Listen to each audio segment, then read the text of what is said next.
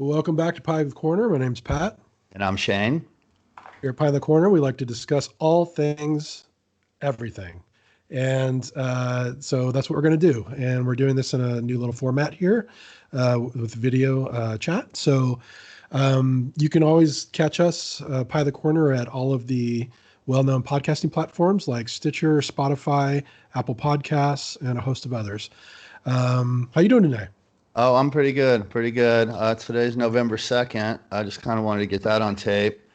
Day before the elections in the United States tomorrow. But beyond that, how you doing, man?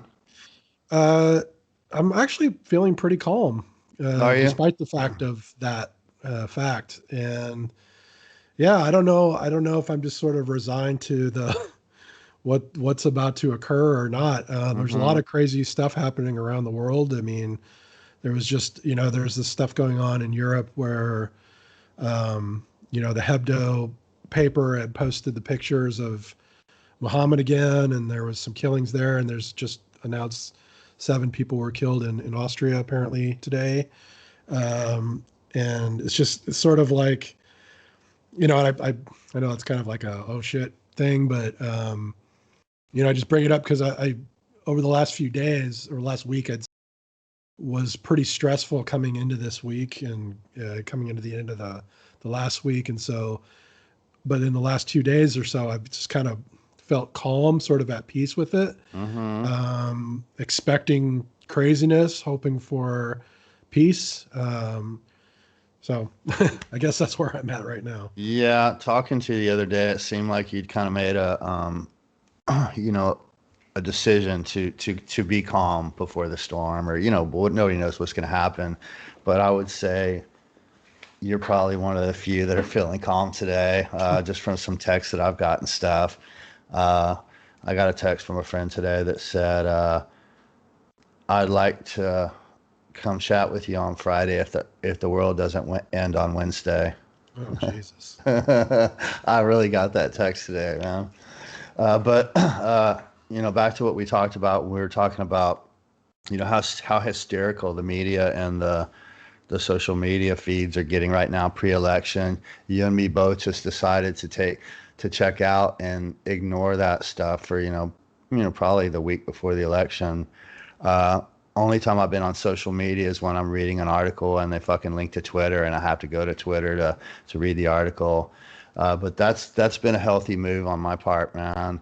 I'm kind of just in my own world, doing my thing, working on my own stuff and focusing on my own thoughts instead of the hysteria. And it's been it's been nice.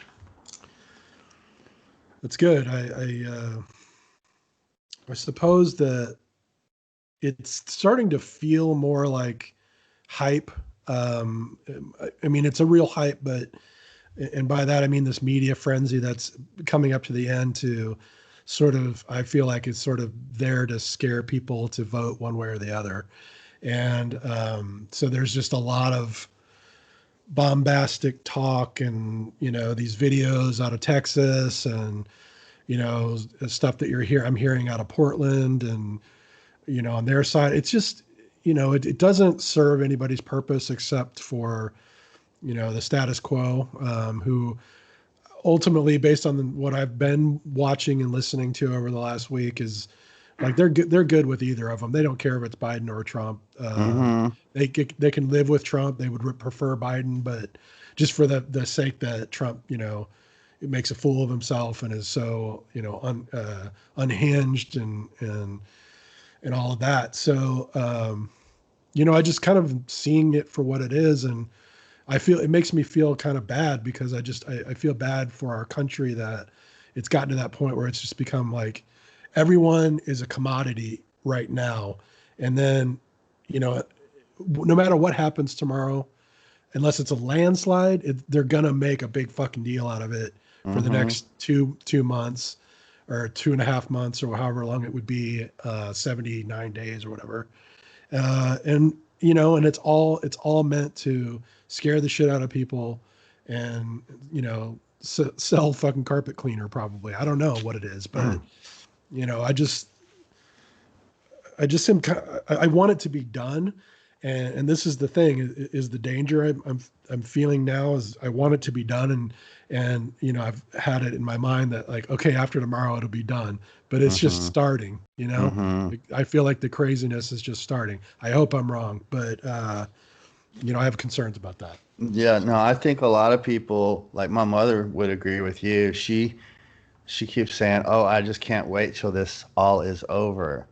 It's not gonna happen that way, dude. Yeah. It's really almost just like another day. I mean, yeah, we're having an election. The transfer of power doesn't happen till late January. Um, but it's just going to be business as usual. I kind of got back to some thoughts I'd had in the past or read about, you know, these politicians, how they don't seem to have uh, the public interest or you know their constituent self interest at heart ever. And you know maybe like first term people, you know, brand new bright eyed and bushy tailed Yeah. people like AOC, you know, I Yeah. believe that they still are kind of trying to fight the good fight. Idealistic. But as you step up through committee and through higher chairmanships and stuff, you may step up from the House to the Senate, you invariably get corrupted, dude. And Mhm. I think they get drunk with power. What I'm trying to say here is the end all be all for these people, and I don't I'm really just talking about the party leaders here, um, is to consolidate power and maintain power. That's their only real goal. You know, like Nancy Pelosi wants to be, you know, maintain her speakership or whatever. You can just see it, dude. Yeah. She's like bloodthirsty for that power, and that dictates the decisions she makes, and that's how we find ourselves here. And I mean, I would say the same thing about, you know, McConnell or Lindsey Graham, you know, John Cornyn. Their singular goal is just to consolidate more power, you know, through chairmanships and or moving up through the ranks, and never ever ever relinquish it, no matter what. It is, and I see it too. I see it from both sides. Chuck Schumer and Pelosi are just as bad or culpable of the problem as Mitch McConnell or Lindsey Graham are. They have opportunities to do things, they won't do it. This whole idea of everything resting on, you know, these Supreme Court picks is a perfect example. The reason the Supreme Court was never meant to have that much power. Hmm. This is done solely because then they don't have to make any concessions to each other to actually make the fucking thing Well, work. and they don't have to take a stand on an issue and and face the voters. Yeah, and I think we've talked about that before, and I Hmm. think it's such a crucial point because you know, literally the day after they voted Barrett in, there was a video of you know Lindsey Graham in front of his constituents talking about like, well, I got the Supreme Court pick, and it was really him saying like, great, I don't have to do anything now. I don't have to work with these people. I'll just everything. And I think this is one of those things where education is so important in our country, at least some sort of civic or political education, because most people just think like, oh, everything goes to the Supreme Court, and Hmm. whoever controls that controls what happens. Hmm. No, it doesn't have to be that way, and in fact, it shouldn't be that way. In this, you know, in this whole push of like, you know, they're going to pack the courts, and it's like, no, we want to, you know, we want to add people to the courts to make it more fair, and that makes sense. And it's just, you know, it's just a constant barrage of you know, vitriol and bullshit, and accusations, and you know, they're doing this to you, they're doing this to you, while we're nothing's getting done. And you know, then again, this stimulus thing was another thing where I felt like Pelosi just made a big fuck up. She had Hmm. that opportunity to say, okay, we'll accept this, we'll get this in the hands of the people, but solely for the purpose of making, you know, Trump look bad and Hmm. keeping her own power base strong. She didn't do anything. So Yeah. they're all fucking Well, responsible, and it's sickening, well, man. you know how I feel about this. It's not really both, man. They're one and the same. They're the exact same type people, and they are the same people. They're the same class.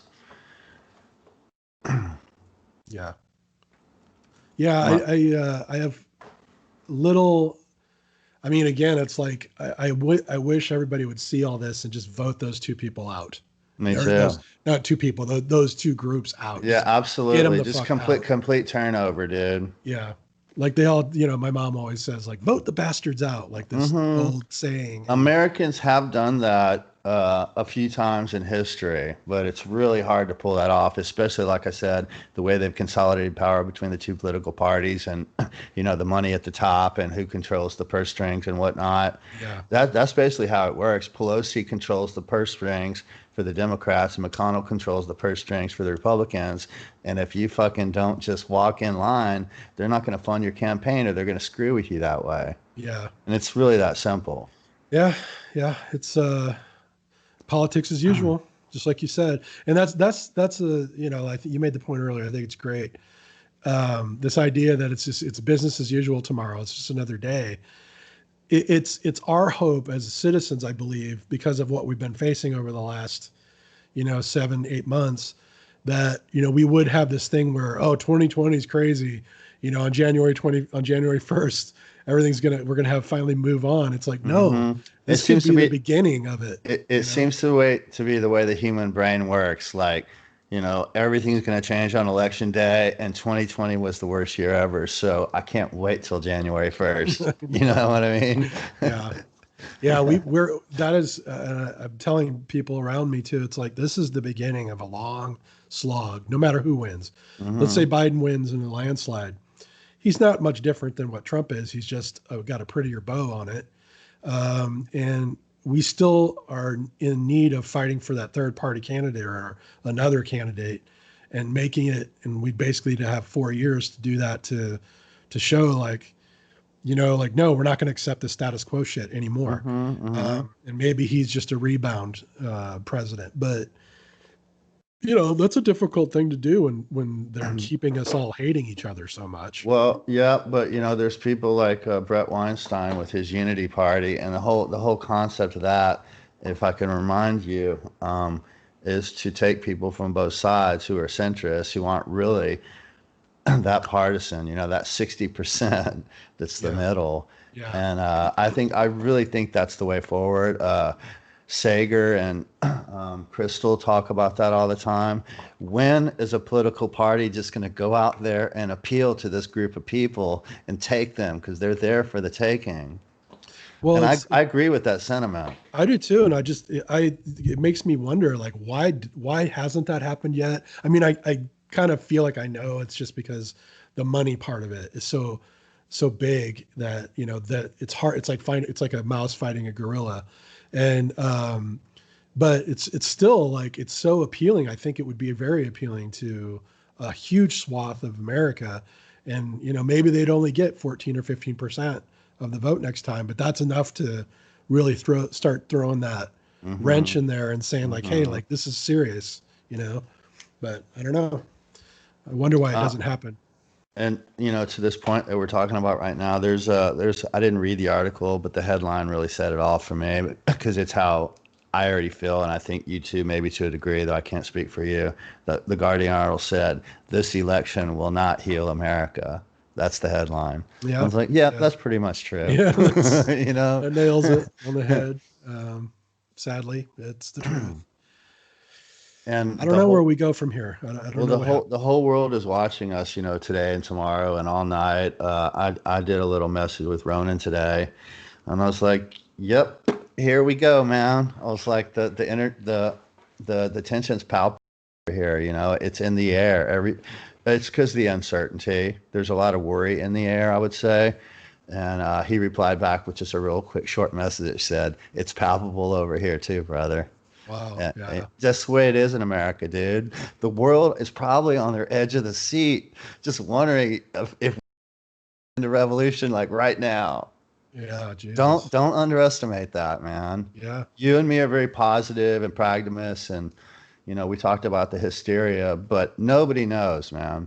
Nobody knows. Yeah. I could, well, and this is what I've been seeing a lot is this, there's like 5 or 6 different scenarios. It's like, okay, Biden wins in a landslide. It's clear on tomorrow that he won, where there, which I don't believe that this is going to happen, but that's one possibility, which would be, the best one of the best possibilities, because it's like, then you can't deny it. And then people would go, even that small percentage of people that's super hyper, Trumpian, can't resist it and can't go, okay, well, this is fixed. Same thing on the other side. You have Trump win by some crazy magical landslide that nobody saw coming. Things just kind of go, okay, it's going to be fucked up, but at least we know that, it's like, okay, there's no like, okay, we don't know what's up. The most likely scenario is I only say it's most likely because it's the most fucked up scenario. Mm-hmm. It's the one that's got the most possibility for violence or, bad outcome, is the contested election, which I expect that it will be. I hope it isn't, but I expect it's going to be some contested bullshit and legal battles. And then, we're going to have some violence break out somewhere. So, it is. And the world watches because they're like, okay, where is the U.S. going to go? Which way are they going to go? What I see happening is pretty much the same thing as you. I see that just almost immediately before the night's over, hundreds, if not thousands, of lawsuits will be filed in counties and precincts all over America, alleging fraud, alleging missing ballot boxes, all this crap. That's the way it's going to go down, because that's what they've already been doing. Yeah. And that this whole seed that's been planted about voter fraud by the Republicans is going to, help that narrative. And, that shit ain't going to resolve quick. Mm-mm. And I guess that's the whole idea, right? Is to make it so. It was just sow doubt in the legitimacy of the election. Yeah, it sows doubt, and it makes it like this big backlog of lawsuits that they can't. And then that's when, Trump will just say, well, I won. Yeah. And he's building a freaking wall outside the White House. I wanted to talk about this with you, and I didn't know if it'd come up naturally or if I'd have to bring it up at some point in the show to make sure we covered it. Let's talk about this. What do you think will happen if Trump victory before he's been certified victory? I think what will happen is, of course, there'll be the lawsuits on the Biden side. Society-wise, those trucks with all those flags are going to be flying a lot higher, and they're going to be a lot more cocky, and there's going to be clashes. I don't know what that's going to look like, but there's going to be protests, right? And that's the perfect time for these people to drive in their trucks, and God knows what, because the police stand by for them. They stood by. And also bully liberals, bully gays, bully colored people. This is all going to give them way more of a bolster their entitlement towards these kind of bullying, aggressive actions, they've already been prone to in certain places. Well, and the authorities aren't doing anything about it. That's the other thing. Well, the cops are friends with them. The cops are friends with them, man. Well, they carry these the thin blue line flags.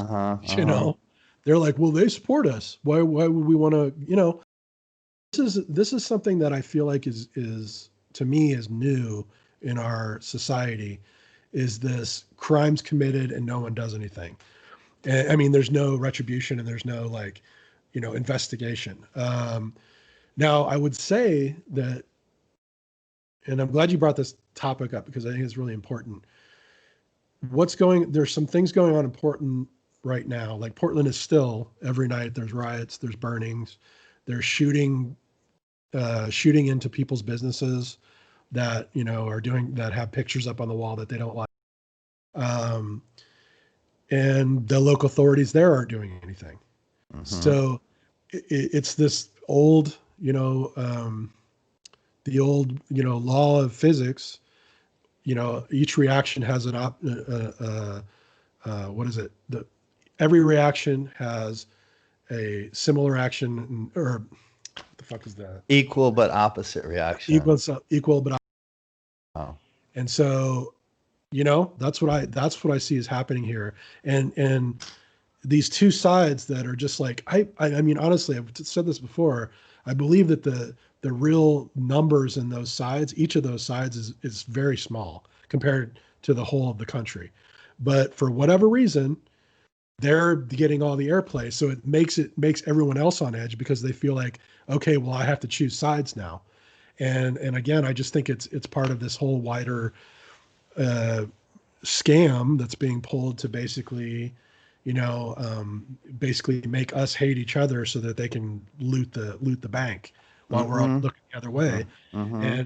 And it's a sad thing, but it's like, you have the same thing going on both sides, and it's like, man, I think most people would agree, like, I don't have anything to do with that, and I don't want to have anything to do with that. Mm-hmm. Mm-hmm. And so it's like but you feel like you have to take a side because God only knows like what that small percentage of people can do Mm-hmm. and what that could look like. And would there be some wider civil war in our country? I don't think that that's going to happen, but I do believe that there will be there pockets of things Mm-hmm. that might happen, like here in Texas and like in Oregon and in Michigan and Florida and other places where there's already a tension that's been built up over time.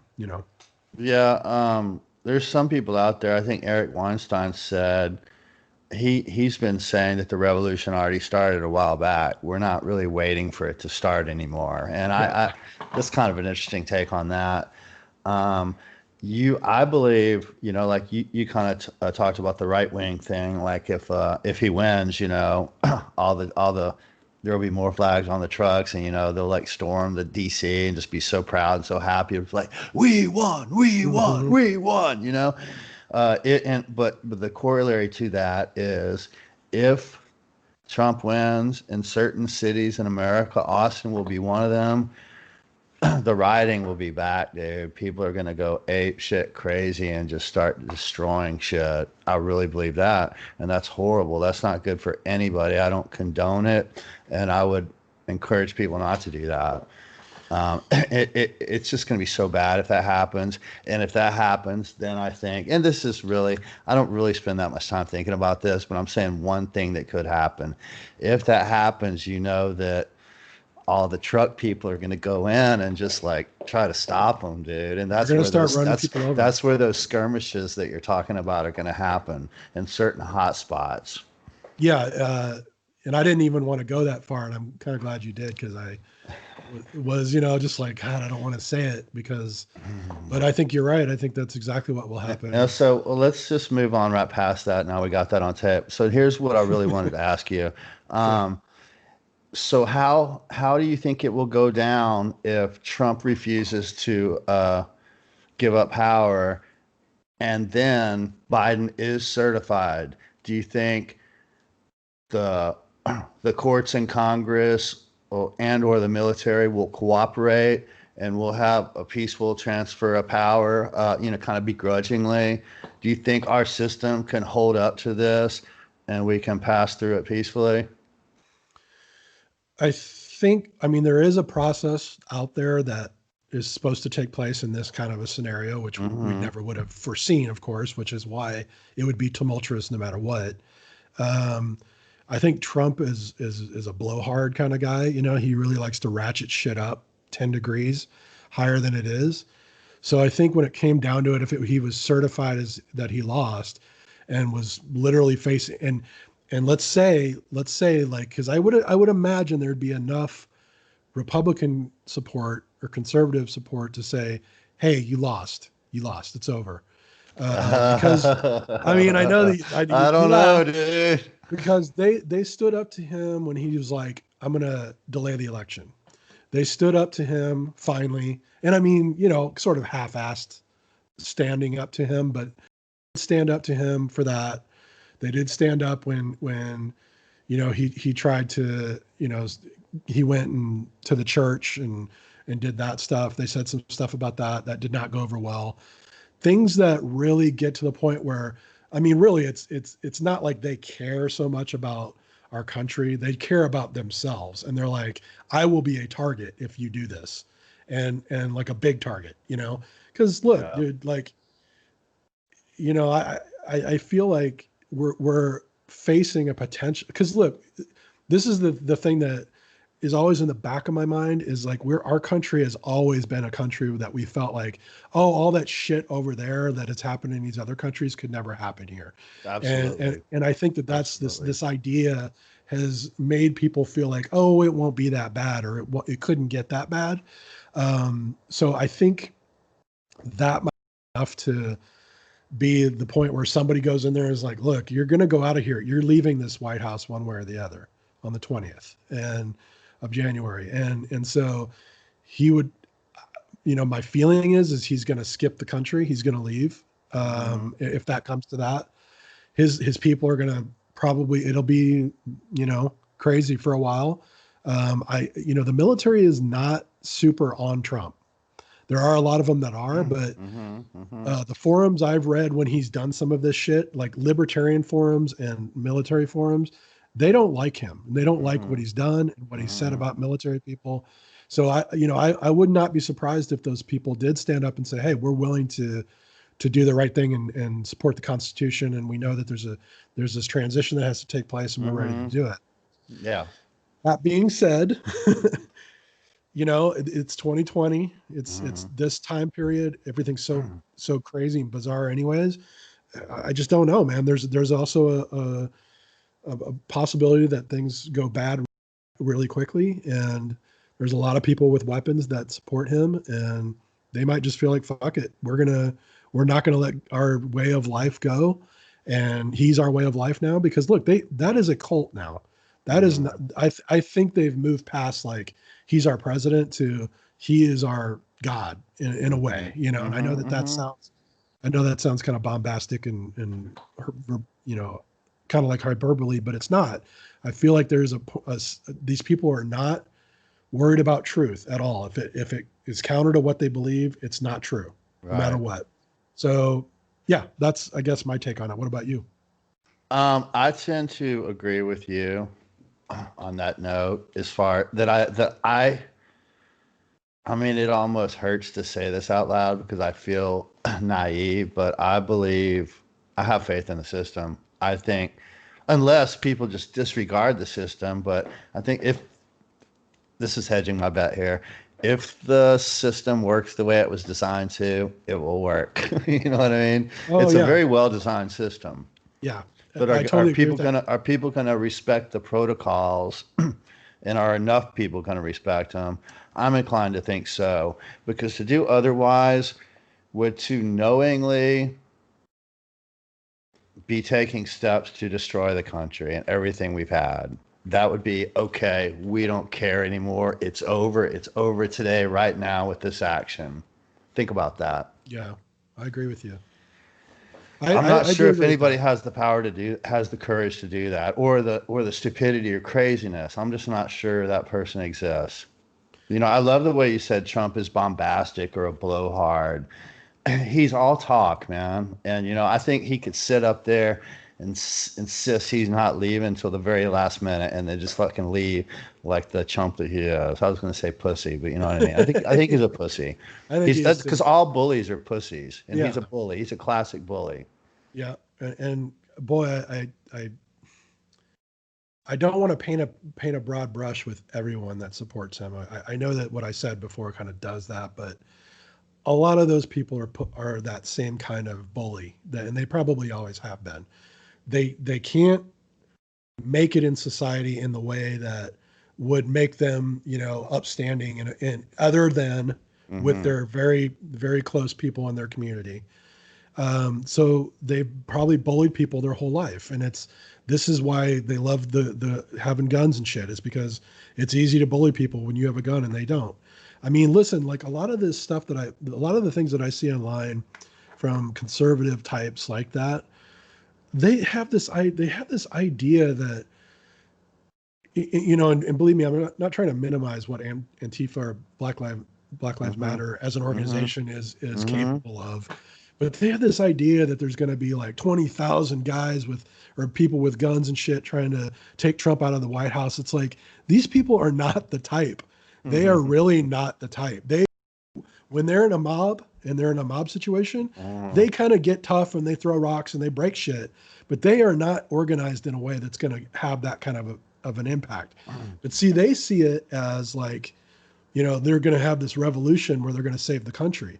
And this is the only reason why I kind of, in back of my mind think like there's a possibility things could go bad, because I think that they have been propagandized so well by their respective sides that, both sides are looking for a fight, and especially the right, because they like that. They like this idea of like being the man that's going to take the country back, because they don't have anything else to fight for. And it's the culmination or the realization of this story that they've been telling for, however many years. Yeah. And this is it. This is what they've been waiting for, preparing for, all this other stuff. It's the day of reckoning.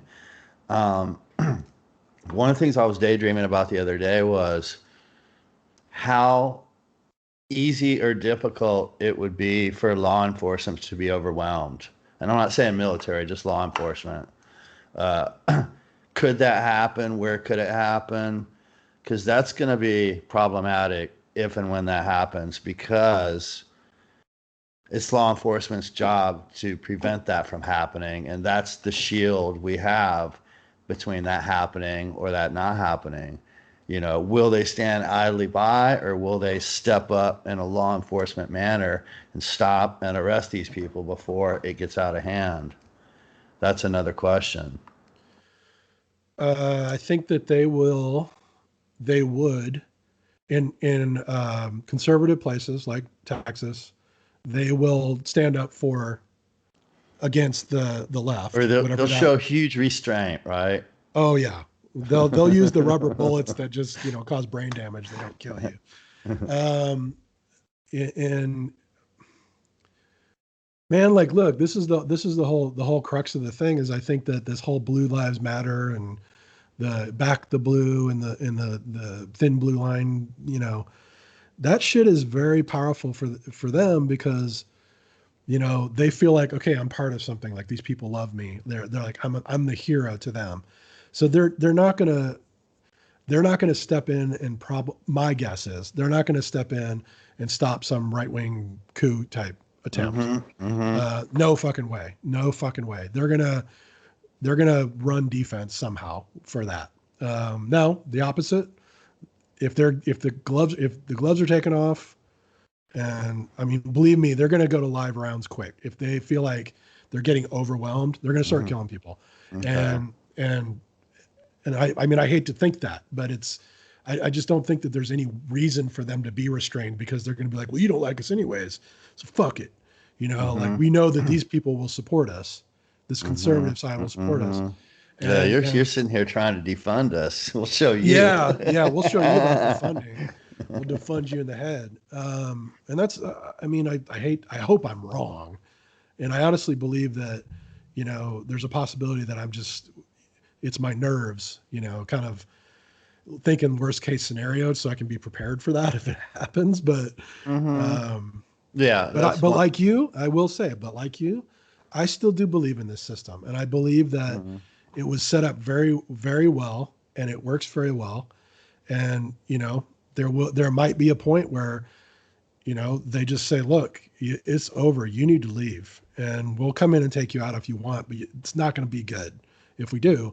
And he is going to, like you said, he's going to run. And I honestly think, man, like I will not be surprised if he loses and it's legitimate and he finally accepts it. He's going to leave the country. Believe me, he's going to go to a country with no extradition. Yeah, absolutely. I've heard that, dude. I've heard that. But yeah, I don't know if that answers the question. There's just so many unknowns, man. I just don't know what they would do. That's kind of really why I wanted to have this conversation before the election, because I think we'll get a kick out of what we predicted that did or didn't come true. It's almost like, those what's going to happen next year type predictions, and they revisit them one year later. Yeah. We don't know. I will tell you one thing that I've learned in my life, that the vast majority of things that I worry about never come to pass. And so I'm pretty sure a lot of this is not going to come to pass. I just really am. Well, this is why I like watching Crystal and Sager. That's one of the reasons why I really love their program. They're nonpartisan, even though they are kind of partisan. You know, like she's on the left, he's on the right. They're But you wouldn't know it. mildly partisan. Yeah, like I you watched wouldn't the know show it. for a while before I even knew that they were left and Exactly. right. I was just gonna say, like, it took a couple months of me watching to go, like, oh, okay, like he's the more conservative guy. Um, but I like that because like they had Michael Moore on a couple days ago or something, and he started getting into these conspiracy theories, and Sager's like, Michael, no, like we don't have any information that indicates that that's going to happen. Uh-huh. And you know, they're more realistic about the political situation and what it is and how it resolves itself. And I appreciate that, you know, Mm. because boy, you watch the nightly news, man, or Fox, we're going to hell in a handbasket tomorrow. And it's this is why it's so important that no matter what happens is these alternative media outlets need to be out there more. People need to get off of this drug called mainstream Oh, media, I know. you know, and I just that's what's brought us to this situation more than I believe that more than anything else is the framing of the situation. Because again, like I believe that this is being done to control the population. This is how you Yeah, yeah. control a population. You lie the fuck out of it. You make it seem like it's a nightmare scenario every time. And Everything's a breaking story. and you make it seem like you're informing people too, when you're really planting thoughts in their mind. Yeah. I want to go back to you saying, they're pretty much addicted to mainstream news. I probably spent, I've spent more than half my life addicted to mainstream news. I used to truly believe that it was your civic duty to tune in and watch that shit 5 days a week. And, I always 'Cause liked that's what our parents did, right? Exactly. And that's what I used to, I enjoyed McNeil Lair on PBS more than most people did. Yeah. But, I was a Tom Brokaw guy. I like to fucking watch Tom Brokaw every fucking day, and I wouldn't miss it, man. It was because I was addicted, but I thought I was staying informed. And I told you before, I always watched all the Sunday political shows because I think I was keeping abreast of the issues. And until I guess I just became more aware, more experienced, and also this came with the birth of independent media through the internet.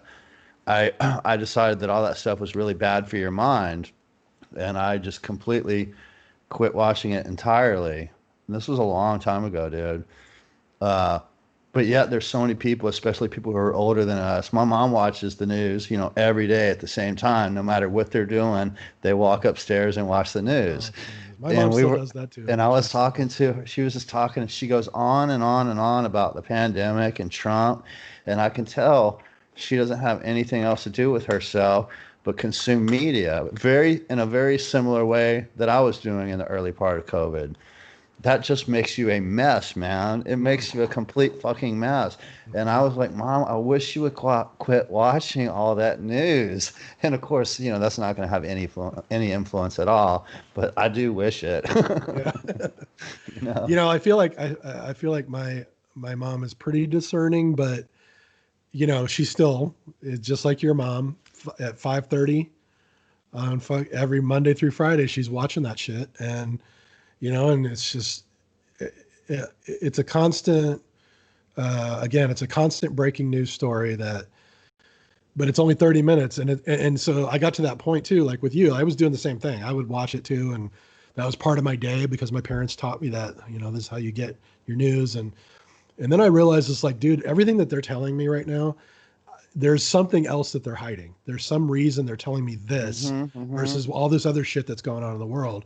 And yeah, like finding these other media outlets, because that's the thing is like you read this other stuff, you find out about it, this other stuff. And if you dare try to bring that up to somebody who just consumes that media, they're just like, you're a conspiracy theorist, weirdo, wacko. That isn't happening. That's not real. Hmm. And it's just like, well, this is literally somebody in the crowd who's saying that they're shooting these bullets at people in this crowd in whatever country, and it's like, this is a reality. It's like, well, that's just one person's view. It's like, dude, Well, real yeah, early on when I was becoming kind of aware of media is what you and me both, because I used to just think it was entertainment. I didn't realize that it's a concerted effort mind persuasion. And this can be music, the music they release. This can be movies. This can be TV shows. This can be Netflix, or it can be cable or network news. These are all tools of persuading the public to, whether it's be docile or quit smoking or whatever it may be. That's what media is. And we're not taught that in school. But with my curious mind and just my evolution through, I used to run a media platform in Radio Mando. So I learned a lot. And there's a couple things that happened to me when I realized, holy shit, this shit is fucked. And I know you had these experiences too. Do you ever remember like watching, say, the local news, say the 5 o'clock news, and you tune into one channel and you get a little bit bored with it, and you go to the next channel and they're talking about the exact same thing at the exact same time. Yeah. Then you go to the third channel and they're talking about the exact same thing at the exact same time. Well, the national networks do that same fucking thing. If you get bored with a story, you go to the other one, they're talking about the exact same story at the exact same time. And then you get to this point where everybody in society's just walking around talking about the same thing. And these are the talking points that they plant in your head. And that's why that shit's bad, dude. Mm-hmm. And then that 24-hour news thing came along. And then you had the two competing sides, it was like Fox and CNN forever, where they were, it's like, okay, well, where do we go with this? Well, we got to continue to drill this into their head that the other side is a threat. And it's just, it's so pervasive on both sides. I mean, like MSNBC and Fox News are the exact same thing, just on the opposite sides. And it's just complete. It's so dangerous, dude. It's like very dangerous because, you're not allowed to have your own thoughts. And it kind of goes into this thing of like, you're either in this crowd or you're outside of this crowd. And if you're outside, you're, a persona non grata. Every news story is about outrage. It's like, look at this outrageous thing our enemy did, and they don't say enemy, but it's become that because they're the others. They're on the other team. We've talked about that, and so every story on MSNBC's is something that's just supposed to leave you in complete angry outrage about something they did again. And then Fox does the same thing too. And I just think it escalates the outrage and the anger and the resentment on the quote unquote other that gets us to the point where we are today. Yeah, I agree. And what it does too is there's no resolution to it. There's no okay, and here's what we need to do to stop this. Turn off the news, man. Well, that's it. But of course, they're not going to tell you turn the news off. But that's the reality is like they never provide you like an end. There's no like, okay, we resolve that issue. It's always like it's there until they tell you it's not there anymore. And this is that 2 minutes of hate. A lot of people talk about 1984 and A Brave New World is, they thought one was going to happen and, one or the other was going to happen when it's really both of them. The Brave New World part is like, we all go home, we sit on our couches, we all, develop grooves in our fucking ass grooves in our couch. Mm-hmm. We watch the same shit. We watch the news, and then, we medicate ourselves to deal with that. And then when something happens, like what's happening now, you don't want to go outside and deal with it. You want to just watch it disappear on TV. You want it to go away on TV. And so to become really politically active, it's very difficult to do because you've lulled yourself into that sleep by just becoming this media consumer, like a blob that just gets these inputs and you don't know what to do with it because they don't tell you what to do to fix it. I mean, they don't say vote. They don't say get out and vote on the news. They don't say that. Mm-hmm. There might be a commercial that says, "Hey, everybody, go out and vote," but it's like it's a political commercial. The news is not like, "Hey, if you vote, your conscience, this is what you can do to fix this." Never. They never give you the answer. I do think that they've done an amazing job of encouraging people to vote this year in a way I've never even seen before. Just anywhere you look, even on the NFL field, it said vote. It's just like vote, and I think. You can really mobilize society that way with these messages, especially positive messages like vote. So, me, one of the first things I start thinking of is what other ways could we mobilize society in a positive way to be working towards a common goal besides just voting? Because voting is a simple fucking action, dude. You just go vote. Big deal.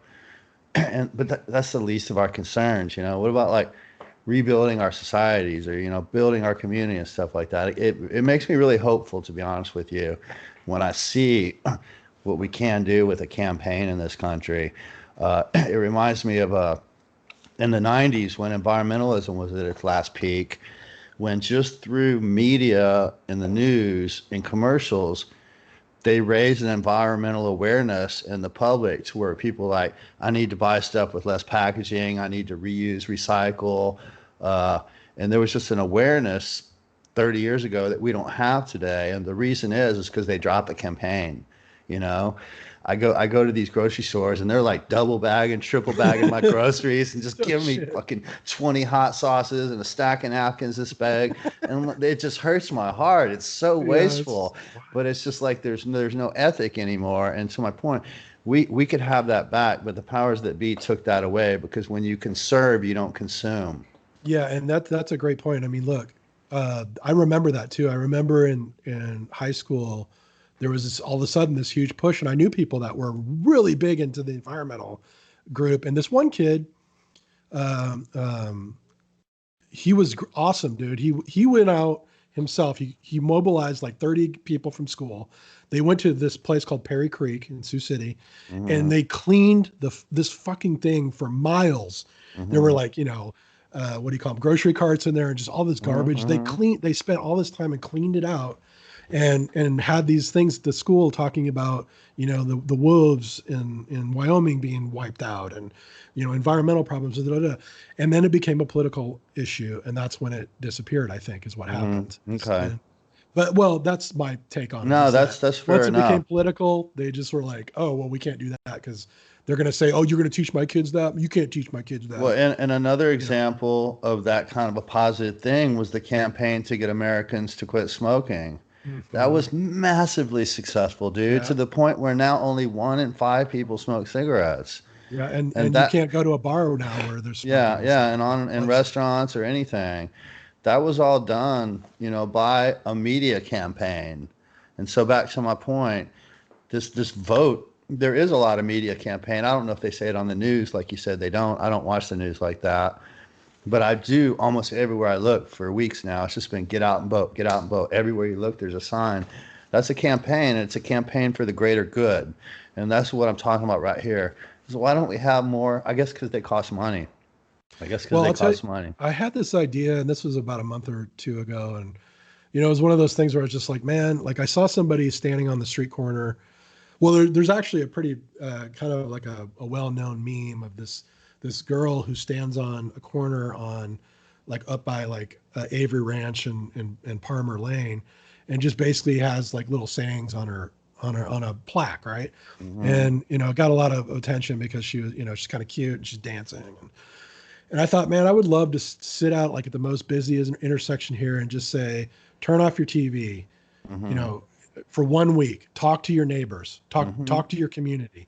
And that's the one I want, is just like turn off the news or turn off media for 1 week and get to know 2 things about your neighbor. Oh, I love it. All your neighbors, all the neighbors on your street, just ask them one question. And just like, because the truth is like it's easy online to be to threaten somebody or act like a tough guy, but when you're next to somebody, dude, you're not going to be like, what you fucking. I mean, some people might, and you're not going to say you're stupid. That's stupid. You're going to be much more gracious and understanding, even if it's not something you like. You're not just going to like just totally demonize them for an idea. Yeah, like they do online. And honestly, like I think that's something our country is going to need after all this shit. If we get out of this, which I do believe we will, but I always have that little hedge on the bet. But we're going to need that. We're going to need a reconciliation after this shit, because this has been 4 years of just craziness. And I think if Biden does win and they get Trump out of there, him being gone for a year, you're going to see things change dramatically, because a lot of it is his will and his like nasty shit that makes people go crazy. Yeah. And but I think if he was gone, it'll disappear. Chris Sager today said he's not going anywhere. To their point, he's been doing political text for 6 years now. But here's the here's the $1 million question. Will the media outlets continue to cover his tweets? If they don't, he's completely irrelevant. Yeah, that's true. We'll see. We'll Yeah. see. And Okay. but that's true. I saw that piece too. I was like, oh It's no, true though, man. that's Look, no, I mean, it's true. Like he's not going anywhere. He loves this stuff. He loves being the center of attention. But you're right. If people look at it, just like advertising, if you look at it, they're going to keep doing it. If you don't look at it anymore, it goes away. So, it's just a question of what are people willing to give up, because it's their side that has to give up a lot, I suppose. all right. All right. Okay. One last thing, just for fun, even though it won't be particularly fun. What newspaper headlines are we going to wake up to Wednesday morning, or Wednesday throughout the day? My hope is landslide victory. Trump concedes at midnight. Oh my But God. what I think is going to happen is legal battle looms as many states aren't done, are toss up, something like that. Okay, that's good. What I'm going to say is Biden leads, but Trump disputes results. Yeah, Yeah. So just like something of that nature. Yeah. okay, well, cool. I think we can wrap it up now. This was fun. Cool. Well, thanks everybody for listening. If you are listening, we obviously haven't been doing this very regularly, but I hope we can get back to a more regular schedule. Please check us out on all the podcasting platforms. You can also check us out on YouTube at Pie the Corner. We'll have some video up there. Thank you for listening, and also don't forget to subscribe and like our content, and send us a chat or leave a comment. Let us know what you like, what you don't like. We're looking for feedback. Thank you. All right, over and out. Ciao, y'all.